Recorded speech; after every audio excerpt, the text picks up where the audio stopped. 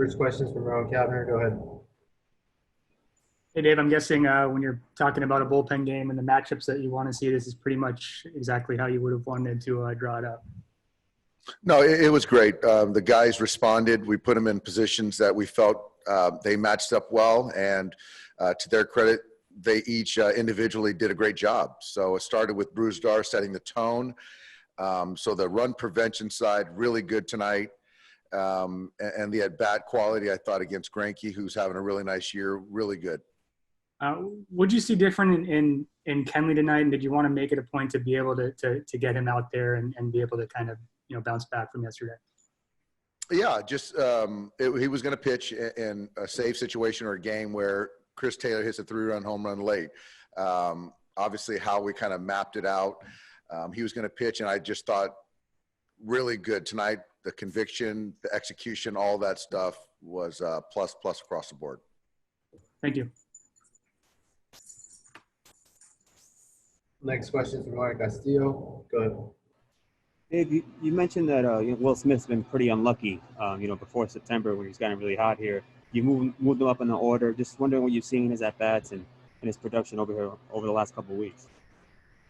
I think for me, he's shown me enough of consistency with the at-bat quality, the simplified approach, the plan, the mechanics, all that stuff. He hits to all fields, hits right and left. So I think that he's earned it. And I think that, as we look out to finish the season, performance and my trust in players that, Will is taking every at bat, making it a really good at bat. I just think that, again, I just think he's earned this opportunity to hit in the middle of the order. Thank you. Next question from Ken Gurnick. Go ahead, Ken. Dave, did you meet with Kenley? Did he ask you to be able to pitch tonight, or did you go to him? No, we knew. I knew that with what happened, obviously with how we were going to navigate tonight, he was going to pitch. So he understood that. I asked him how he felt, and he was ready to go. Next question is from Alden Gonzalez. Go ahead. Hey, Dave, how would you compare the depth and versatility of this bullpen to others that you've had here? Say that again, Alden. Sorry, there's like a lawnmower going off here. How would you compare the depth and versatility of this year's bullpen to others that you've had here? This is the deepest, I would say, the deepest, most talented pen by a full grade that we've ever had. We just got Petey back, and we're going to get Joe back here soon. Guys are having tremendous years. It's a close group over there. Adding Jake to the mix, guys that get left and right out, have specialty pitches that are unique, all that stuff. Certainly the best that we've seen. Well, thanks, Dave. Thanks. Next question is from Pedro Mora. Go ahead.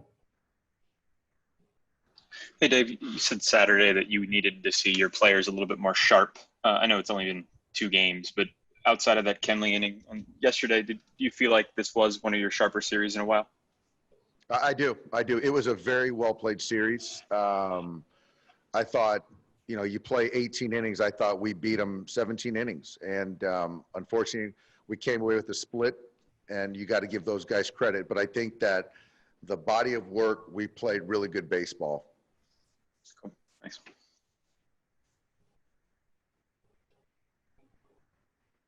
Next question is from Eric Steeman. Go ahead. Dave, is there anything in particular you're seeing this year or recently that's working for Chris Taylor at the plate? Yeah, I think, tonight it was great to see him get started off with a bunt base hit. Then he had the check swing flare. But I think in general, I think he's shifted the field a little bit more than he has in the past. And I say that as he's always been a right field, right center guy, but I like the right center to left center approach. So I think that that's for me what he's done. But Chris is a guy who's prepared every day, plays the game the right way, and it's good to see him have success. With a guy like him, and I suppose a few others like PK and a lot of guys who play multiple positions, this year with like some of the restrictions pregame, does that hamper them in terms of being able to, get reps at different positions that they might need to, or is it not really affected? That hasn't affected. I think that I think we move Chris around a lot. We're moving Kiki around a little bit more. Those guys are just make my job a lot easier. Their buy-in. We've moved Max around, so I don't think the kind of what's going on this year has anything to do with how little or much we're moving them around. But these are just very special, unique players that you don't compromise defense and can kind of put them anywhere on the diamond.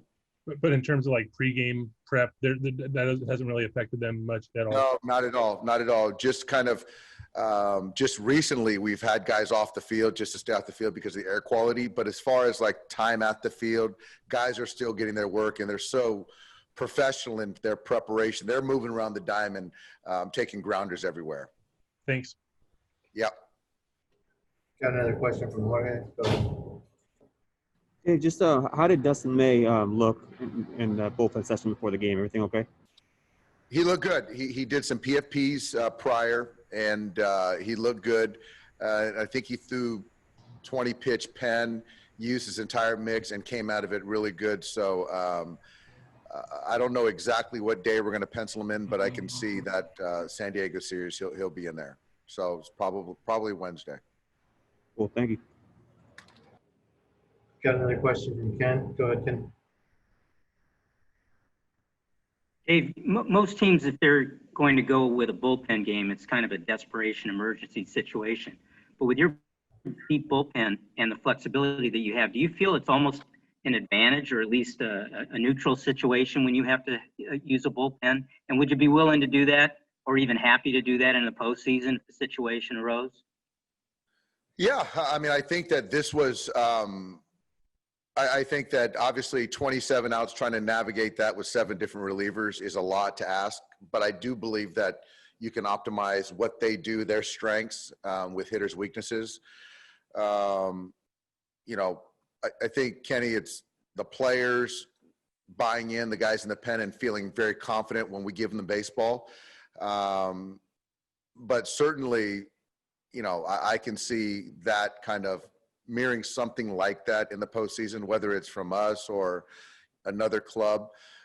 It's not ideal to kind of continue that model over the course of a long time, but certainly in one or a couple of games, I certainly believe in it. Yeah. Thanks. Yeah.